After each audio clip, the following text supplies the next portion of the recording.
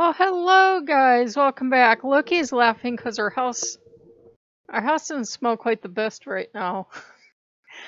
And Odin is smiling because you remember how every so often he makes a kerfuffle about how he wants a wolf pelt or a bear pelt from me. He needs this on his altar. He needs this animal fur.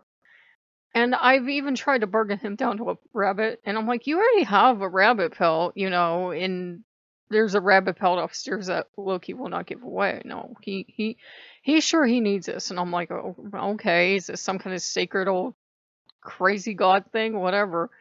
And then he lets go, and he decides he would take a wolf plush instead, and then he lets go of that idea, and he kind of wanders off and gets an Odin nap or something, and giggles and cheers.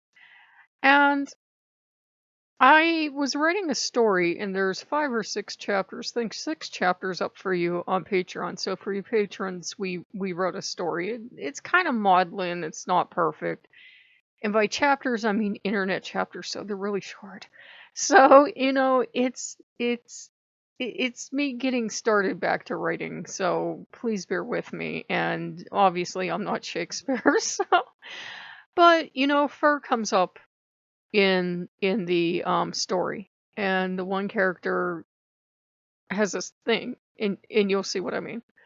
um and I thought of that, and I thought of thinking of how the character feels, and sometimes you use personal experience and who dot and whatnot, and I kept thinking of my closet, and I kept thinking, go check that fake fur you have. And I'm like, this is dumb. It's fake fur. It's not going to turn into real fur just because Odin's got a bee in his bonnet. Long story short, I go in there, and I'm playing with this fur, and I'm sniffing it. It's a fur muff, and I got it for, I can't even remember if it was bought for me for Christmas or I got it really cheap. I something, but I ended up with it because it had something wrong with it. There was a burr in it, and nobody would remove it. And I removed the burr today because I was doing the test. I did the sniff test, and I was like, uh-oh, smells like fur. I did the pet test, and it felt like a pelt, but I'm like, well, maybe they made this really good facsimile because it's not marked. It's not marked, this is genuine, whatever. And there's the fill test, there's the try to get down to the pelt test and see if it looks like a pelt, or does it look like look like fake? Does it look like fabric? I can't even get down to the pelt because this fur is so long and silky and dense, but I thought it has to be a fake fur because it's got this kind of silky, iridescent sheen to it, and I've never seen an animal in the wild just running around looking all beautiful and iridescent. Well, it probably was dyed because it's black and it's red, so the silky iridescent color might be from the dye. Sometimes dye does that to, fabrics or fur. And I'm like, well, it still has to be fake. But I'm looking and trying to look at these furs because they say, well, natural fur tapers off, fake fur will be blunt, all this other stuff. There's a burn test. If you burn fake fur, which is usually made out of acrylic, it's going to stink like plastic. If you burn real fur, it's going to smell like burnt hair or burnt nails, and you've probably done both of those in your life, hopefully by accident. And my house stinks like burnt human hair or burnt human fingernails, and I thought, oh no, it is some type of animal. I want to say rabbit, but this would have to be a rabbit with the damn longest fur. It's just, I know what rabbit pelt smells like, and this has the same wild furry smell. And to me, it's really comforting, and it's strange because story time. It reminds me of a wolf pillow I had, just printed on fabric. It wasn't wolf fur, but the inside of that pillow, even though it was just stuffing, smelled like rabbit fur. I don't know why. It smelled like, some kind of animal product had been used, but there was no animal product in it. And that pillow always just made me feel comfortable and safe because I like the smell of fur. I know, I'm a horrible human being. You're all gonna burn me at the stake. And I got like the muff. So there's a muff now on his altar. I don't know what kind of animal it is. It has a long fur. It probably wasn't black because I'm guessing it was dyed.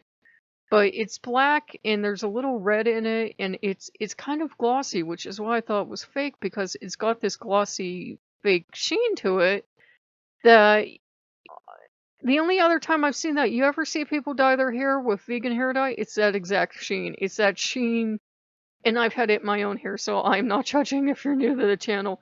It's that sheen you get in your hair when you dye it with fake hair dye. You get like this kind of reflective iridescent sheen that nothing you do can get rid of until it just fades out of your hair. It's that sheen. It's a fake glossy highlight that everybody who knows what it looks like knows you dyed your hair and it's not the natural color. Um, so I'm like, well, this has to be dyed, but it's the pelt of some kind of animal, right? Okay, let's figure out the animal. And I'm looking up all these vintage fur sites and all these new fur sites. I couldn't tell you. It may have went woo. It might have went ee, ee, ee, ee, ee.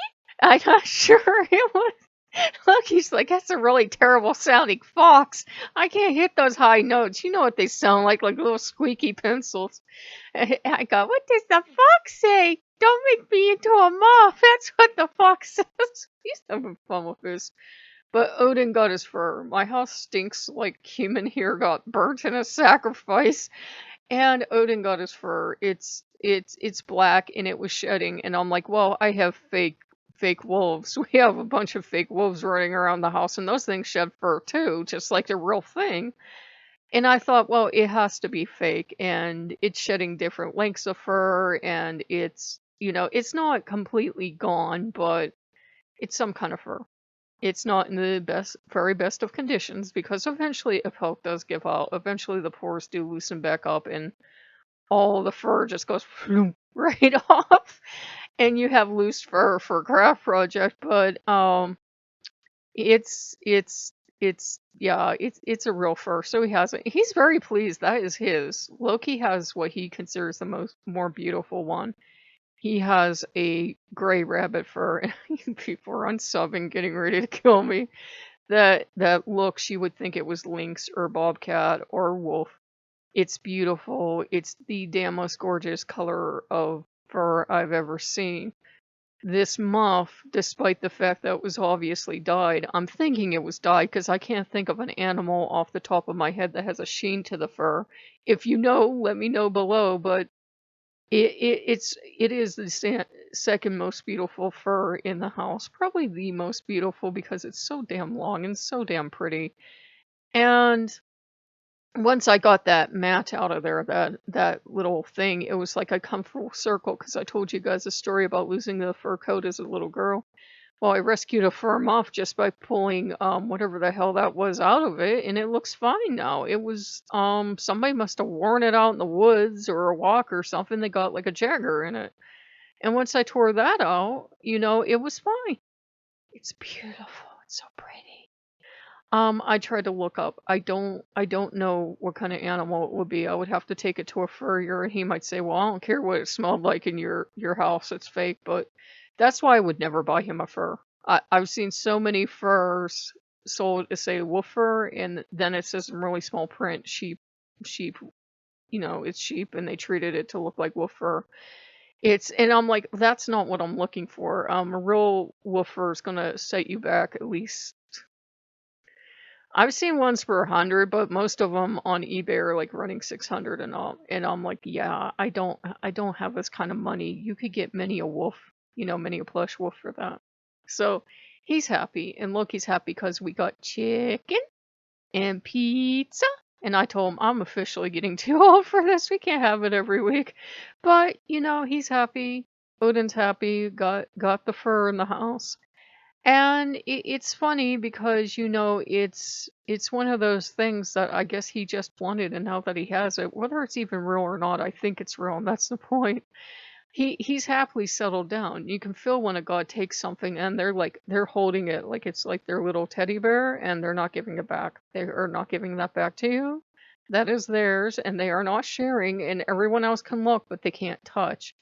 And Loki's pulling at me because he knows I have these rabbit-lined gloves, and I can only find one. I can only find one. I can't find the other one. and he's been pawing at me for the other one. And this is stuff. Hey, it's been in the house from the 80s. The animal is already long gone. It was probably made into dog food. Sorry, but it probably was. And there's no need to fill a landfill with it. So if they're happy to get it, more than happy to give it to them. So they're happy. They're Odin's like kind of like I'm getting this mental image of him holding this fur muff to him. And the thing is, I would have to ask his permission. If you give something to a god, it should be theirs. Unless you are going through god enrichment time, which means you bring other stuff out as we've talked about, or they are being very, very naughty gods. And sometimes, even though they're the god and you're the human, you're supposed to be equals, remember? You have to take stuff and put it away somewhere and say, you get this back when you behave.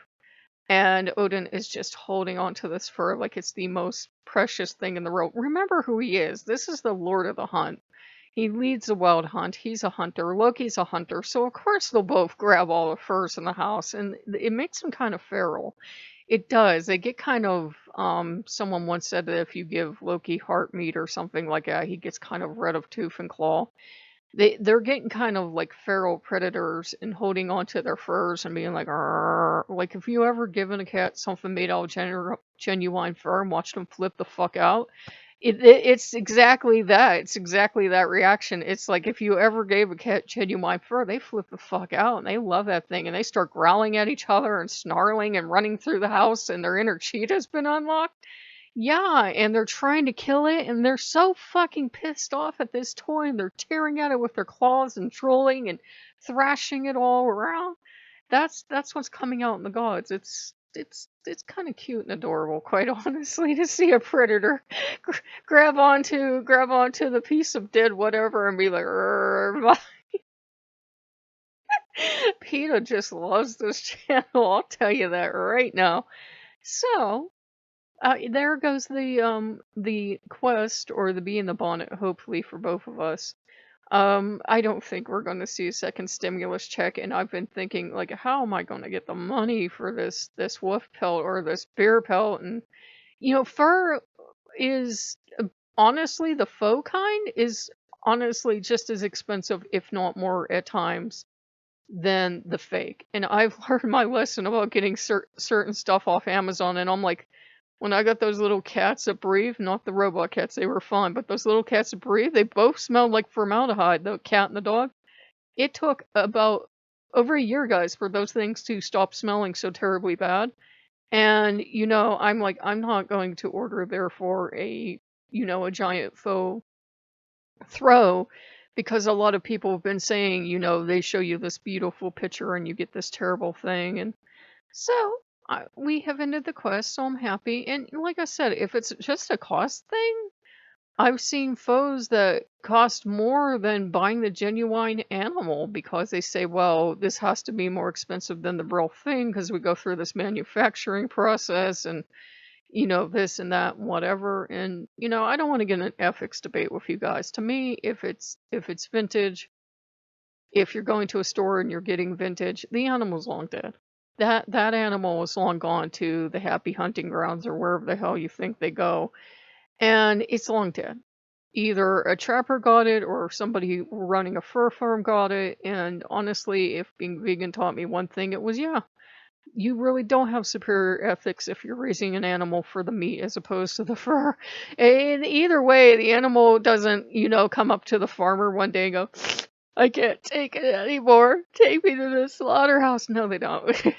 You put them on a truck sometimes. They're cows. And this happened to me. I was walking up to the gas station for a cheeseburger of all things, and there were cows on a carrier. And you could tell where they were going. You could tell by the kind of livestock trailer they were in. They were head for the slaughterhouse. And I got this excited when I walked past, like I was going to open the door. I was like, oh, baby, I'm going in for a burger. You need to ask someone else. You need to ask a member of PETA. Maybe they'll come by.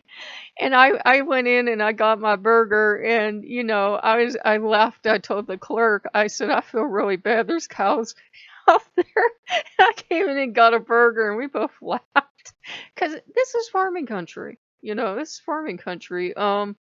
It's not a big deal, especially if you have friends that have farms and they usually have to hunt to supplement the food in the winter. To go there and see a deer hanging out of a tree and the deer's been cleaned, and deer meat on the table, and guys making stuff out of squirrel tails or antlers or something like that. It's something people around here need to do to survive, and you gotta find a use for the rest of it. So they make a little gewgaws out of a squirrel tail or something. So he has his fur, and I have a cuddle. That I don't know if I finished that thought, but you can't just give something to them and then take it away again, unless, like I said, you're doing like God enrichment and trading out their stuff, or they need to be put on timeout because you're equals and they're no longer acting like it. And, I can't just put that on his altar and then say, "Ooh, that's pretty," and then just go out the door. I could say, "Hey, sweetheart, is it okay if this is yours, but I want to feel your power and safety today," or whatever. "May I borrow this?" And then, he can agree or he can disagree. He will make sure he's going to get it right back because it's his now. That is his. He is cuddling the precious and getting this mental image of Odin cuddling the precious moth because it's made out of something. I don't know what it is. He might not know. I don't know, but it's fur, and it's what he requested, so he has it on his altar. So I will let you guys know if anything comes of that. I have another couple other, furry items that I missed during my vegan crazies. And I honestly don't know if they're real or faux, but usually gods are pretty easygoing. It doesn't make a difference if for whatever reason, ethical, whatever, you can't bring yourself to use the real item. They're usually not too fussy. It started, I think, from people who couldn't afford gold and stuff like that, saying, there's no reason you can't substitute with intent. Other people will argue back, but so they would use like fake gems, stuff like that. You can use fake crystals for the same reason. And fur would be the same thing. But if you already got it in the house, you might as well use it. So if you guys like what you see, like, comment, and subscribe, and I will see you later. Bye bye.